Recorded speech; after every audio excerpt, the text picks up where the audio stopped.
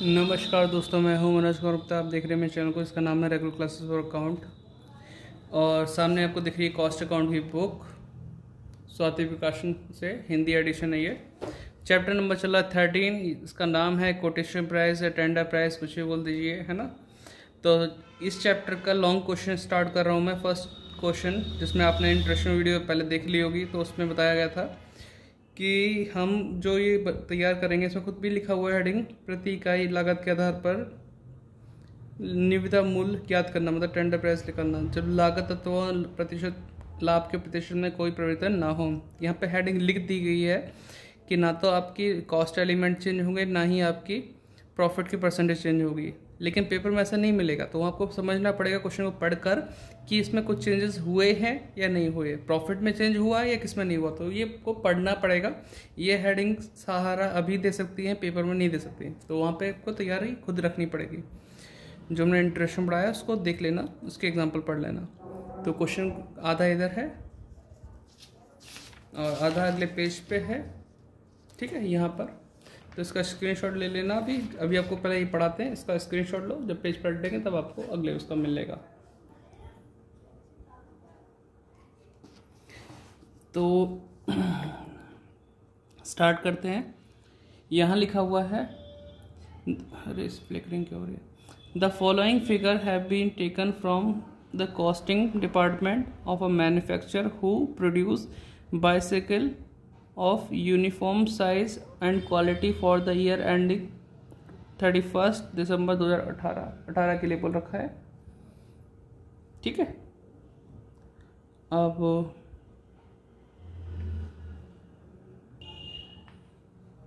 तो आगे बढ़ते हैं। यहाँ पे जो जानकारी है वो है स्टॉक ऑफ फिनिश गुड्स 1 जनवरी 2018। अभी पुरानी बुक है, साथ ही आपके नई बुक में कुछ और डेट ना हो तो ध्यान रखना। ये थोड़ी सी पुरानी बुक से पढ़ रहे हैं, डेट का अपना ध्यान रखना। स्टॉक ऑफ फिनिश गुड्स देखा 1 जनवरी 2018 को नील। और फिर यहाँ लिखा हुआ है stock of raw material on 1 जनवरी 2018 को 10,000 दे रखा है, ठीक। पेज पलटते हैं।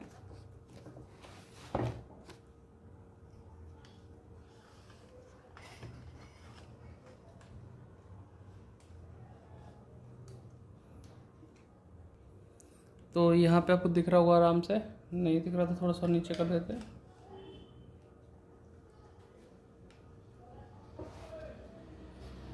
ठीक है, तो यहाँ लिखा है stock of finish goods closing वाला 40,500, और स्टॉक ऑफ रॉ मटेरियल में देखा 7,000, मटेरियल परचेज है 65,000, वेजेस है 1,50,000, फैक्ट्री ओवरहेड है 25,000, सेल्स ऑफ फिनिश गुड्स देखा 2,25,000।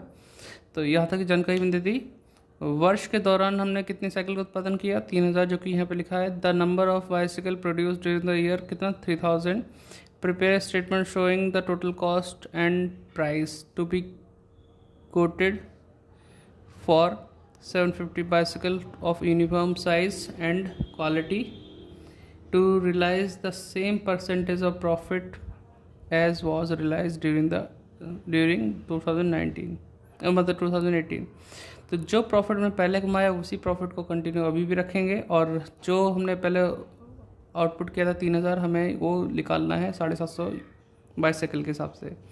तो क्वेश्चन कराने की कोशिश करता हूँ, और इसमें देखो पढ़ोगे तो समझ में आ जाएगा कि कोई भी ऐसा नहीं बोला कि जो पहले कुछ और था खर्चा अब कुछ और है, ऐसा तो नहीं बोला। और प्रॉफिट भी बोल दिया कि जो पहले प्रॉफिट था उसी प्रॉफिट को आगे भी कंटिन्यू करना है, उसी परसेंटेज को, ठीक है, उसी तरीके से। तो हमें पता चल गया कि यहाँ पे कोई चेंजेस ना तो कॉस्ट एलिमेंट में चेंज हुआ, ना ही प्रॉफिट में चेंज हुआ। भले ही हेडिंग लिखी हो ना लिखी हो, हमें फिर भी पता चल गया, ठीक है। क्वेश्चन करके दिखाते हैं आपको। तो लाइन खींचते हैं आपके सामने। क्वेश्चन नंबर फर्स्ट होगा आपका टेंडर का।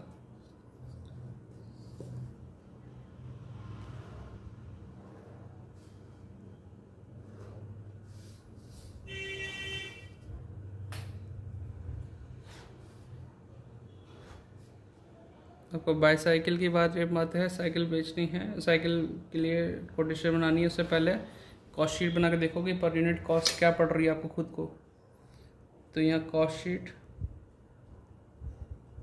ठीक है। ये 2018 के बारे में बात लिखी थी, उसी में लिखते हैं for the year ending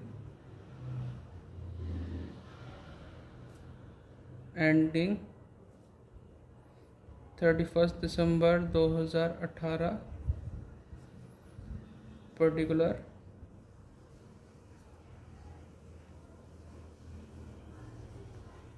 of period.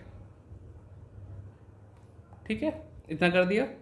अब कुछ कोई पार्ट क्वेश्चन का पीछे था, तो उसमें ही जो काम का है, स्टॉक ओपनिंग स्टॉक दे रखा है 10,000 रुपये का। ठीक है, और फिनिश स्टॉक का तो नहीं दे रखा, लेकिन ओपनिंग का रॉ मटेरियल का दे रखा है। तो सी से स्टार्ट करते हैं। ओपनिंग स्टॉक, और यहाँ आउटपुट था आपका 3,000 बाईसाइकिल का। Opening stock of raw material, ठीक है, जो कि था हमारे पास 10,000, साइड में लिख देते हैं।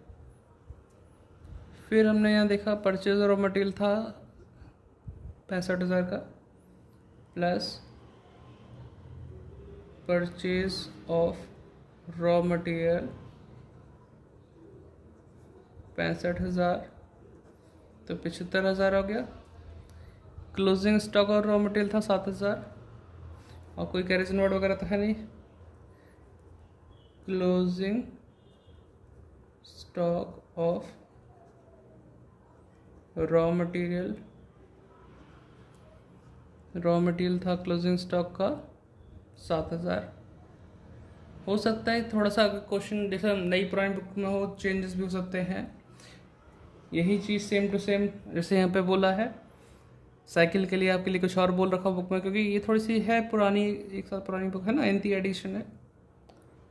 इंग्लिश वाले बच्चे की अगर होती बुक तो उसमें कुछ और मिलता, थोड़ा चेंज कर लेना, समझ लेना, है ना।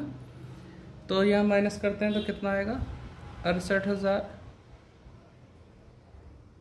और 68,000 से हम बोलेंगे raw material consume, raw material consume लिख दो या फिर यूज लिख दो। ठीक, अब ये वाला पॉइंट बाद में करेंगे। अभी अब आगे देखते हैं, वेजेस वगैरह दे रखा है, तो वेजेस है 1,50,000, वेजेस लिख दो।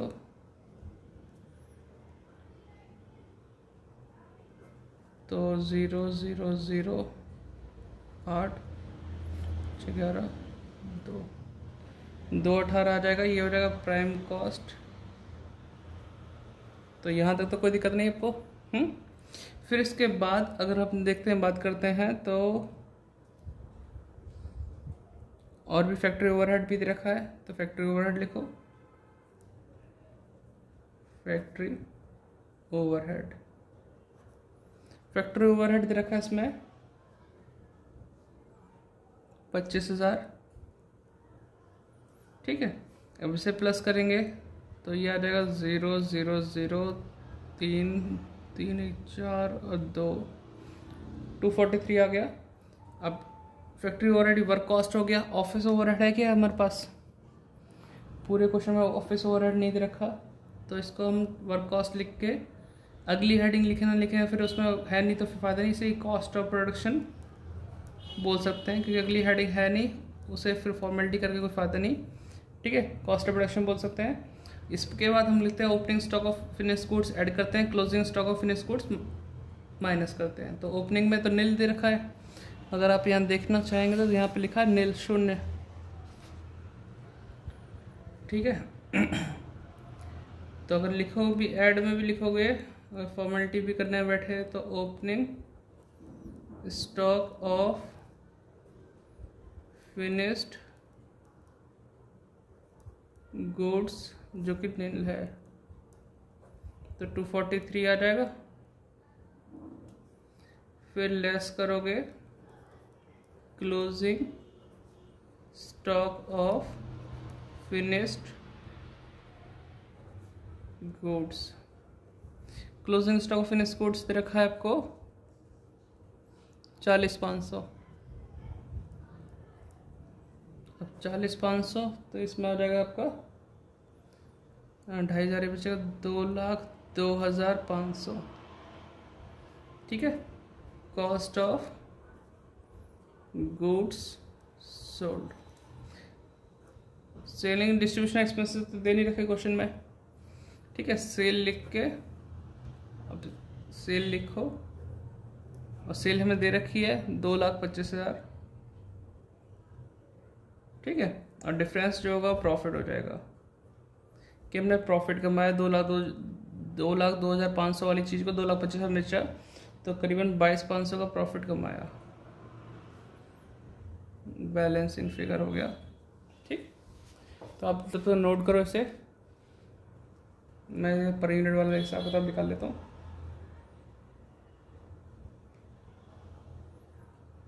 ठीक,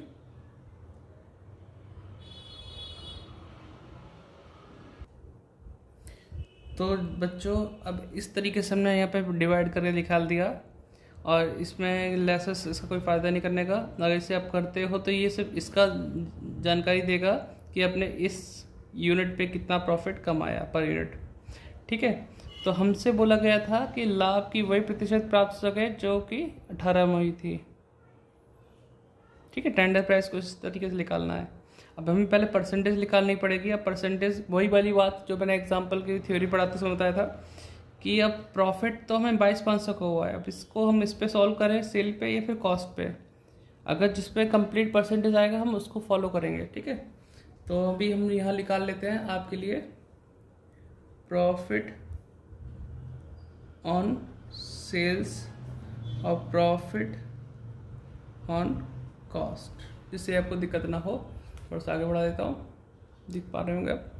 तो प्रॉफिट था 22,500 का इंटू 100 अपॉन सेल पे, अगर हमें लिखना है तो सेल लिखना पड़ेगा 2,25,000, और कॉस्ट पे है तो 22,500 इंटू 100 अपॉन ये कॉस्ट है 2,02,500। इसी से मानना पड़ेगा हमें फॉलो कौन सा करना है, वरना कभी आप सोचो कि मैं ये यूज़ कर रहा हूँ, कभी आप सोचो कि मैं दूसरा वाला यूज़ कर रहा हूँ, लेकिन क्यों कर रहा हूँ ये बताना चाहिए। 22,500 इंटू 100 अपॉन 2,25,000, तो ये तो 10% आ गया, ठीक है। इसका सॉल्व करते हैं। 22,500 इंटू 100 अपॉन 2,02,500, ये आ रहा है 11.11%। तो आप ये तो यूज़ नहीं करो, ये यूज़ करोगे, ठीक है। तो ये आपका कॉस्ट शीट हो गया। अब कोटेशन प्राइस निकालना है, तो कोटेशन और टेंडर प्राइस फॉर 750 बाइसिकल, ठीक है। तो अब उसके लिए निकालना है, तो जगह थोड़ी सी कम है, अगले पेज पे करता हूँ, आप इसे नोट डाउन कर लो। लाइन खींच के मिलता हूँ फिर नेक्स्ट उस पर। तो हमने लाइन खींच ली है, कोटेशन और टेंडर प्राइस फॉर 750 बाईसाइकिल, उसके लिए पर्टिकुलर टोटल पर यूनिट। अब देखो एग्जांपल फर्स्ट जिसने देखा होगा उसमें ये कॉस्ट शीट बनाने के बाद 2 बार इसे सॉल्व करके दिखा रखा है कोटेशन प्राइस को। एक तो ये कि हर कॉस्ट को उन्होंने चेंज किया, जैसे कि अगर हमारी कॉस्ट है रॉ मटेरियल कंज्यूम 68,000, इसको 3,000 से डिवाइड करेंगे और 750 से मल्टीप्लाई करेंगे, तो ये कॉस्ट चेंज हो जाएगी, ऐसे वेजेस चेंज हो जाएगा, ऐसे फैक्ट्री ओवरहेड चेंज हो जाएगा, कॉस्ट ऑफ प्रोडक्शन आएगा, लेकिन अल्टीमेटली आएगा पर यूनिट के हिसाब से यही, ठीक है। आएगा 81 रुपये पर यूनिट के हिसाब से ही, कि जो अब तक हमने बना के तैयार किया वो 81 रुपये पर यूनिट बैठ रहा है हमारे पास। तो अब इसको शॉर्ट में भी करना चाहो, क्योंकि एग्जाम्पल में भी दे रखा 2 तरीके, चाहे फर्स्ट तरीका कर लो उसका कोटेशन का, या सेकंड कर लो, आपकी मर्जी है। जब कोई चेंजेस नहीं हो रहा है इन कॉस्टों में तो आप इस तरह से यूज़ कर सकते हो, ठीक है। अगर टाइम की शॉर्टेज है तो यही वाला शॉर्ट वाला यूज़ करो, और टाइम है काफ़ी तो बड़ा वाला फॉर्मेट यूज़ कर सकते हो जिसमें हम हर कॉस्ट को हम चेंज कर रहे हैं, ठीक है। तो अभी हम शुरू करेंगे यहीं से कॉस्ट ऑफ प्रोडक्शन से। कॉस्ट ऑफ प्रोडक्शन मतलब बनाने की कॉस्ट, जो कि पर यूनिट हमें कितनी बैठी थी 81 रुपये, ठीक है। तो अब हम क्या करेंगे 750 इंटू 81, ठीक है। अब मल्टीप्लाई कर लेंगे 700, देखो एक साइकिल बनाने का 81 रुपये है, 750 का कितना बैठेगा, तो 750 इंटू 81 से मल्टीप्लाई कर लेंगे तो ये आ जाएगा 60,750। तो ये तो हो गई हमारी कॉस्ट ऑफ प्रोडक्शन। अब इसमें क्या करना है, प्रॉफिट को प्लस करना है, तभी तो ट्रेड प्राइस बता पाएंगे। प्रॉफिट हमने सेल पे निकाला था, किस पे निकाला था? सेल पे। 10% जो हमारी बैठी थी वो सेल की थी। 2 बार जब सॉल्व किया तो कंप्लीट उसमें सेल वाला आया। अब हमें पता है कॉस्ट ऑफ प्रोडक्शन निकालना है। प्रॉफिट किस पे? सेल या सेलिंग प्राइस पे जो हमें निकालना है वो तो हमें पता नहीं। तो अब ऐसे कैसे करेंगे? अब हम लिखेंगे प्रॉफिट निकालना है सेलिंग प्राइस पे, तो हम लिखेंगे cost into percent upon 100 minus percent, ये वाला फॉर्मूला लगाएंगे। अब कॉस्ट है 60,750, ठीक है, इंटू परसेंटेज 10% लिखा था अपॉन 100 माइनस 10, यानी कि नीचे 90 रहेगा। सॉल्व करते हैं। 60,750 लिखेंगे इंटू 10 अपॉन 90, 6,750, ठीक है। इसे जब हम प्लस करेंगे तो क्या आएगा? 60,750 में इसे प्लस करेंगे आएगा 67,500, ठीक है। अब आप देखो, जब इसने बोला कि प्रॉफिट ऑन सेल निकालो, प्रॉफिट ऑन सेल अगर आप सॉल्व करते हैं तो यही आ रहा है 10% सॉल्व करके, लेकिन ये तो अब पता चला है, जबकि पहले पता नहीं चला। पहले तो सिर्फ हमें कॉस्ट मालूम थी। तो कॉस्ट पे अगर निकालना हो कभी भी प्रॉफिट, अगर सेल पे बोल रखा हो लेकिन हमें प्रोवाइडेड हो सिर्फ कॉस्ट, तो cost into percent upon 100 minus percent, ये वाला फॉर्मूला लगाएंगे, तब जाके हमारा क्लियर हो जाएगा। अब इसको भी डिवाइड करो 750 से, जिससे कि हमारा ये प्रॉफिट निकल के आ जाए पर यूनिट। 6,750 डिवाइड बाय 750, 9 रुपये ये आ गया। 9 इसमें जोड़ेंगे तो 90 रुपये आ जाएगा। ये आपका आ गया एस्टिमेटेड सेलिंग प्राइस। तो अब मुझे लगता है, उम्मीद करता हूँ आपको समझ में आया होगा और आपको टेंडर प्राइस का हुआ निकल गया होगा मन से। कोई ज़्यादा हार्ड नहीं है, बस थोड़ा सा ध्यान से पढ़ना, समझना और क्वेश्चन करना है, ठीक है। मिलते हैं नेक्स्ट वीडियो में, बाय बाय। डिस्क्रिप्शन में कुछ लिखा तो पढ़ लेना।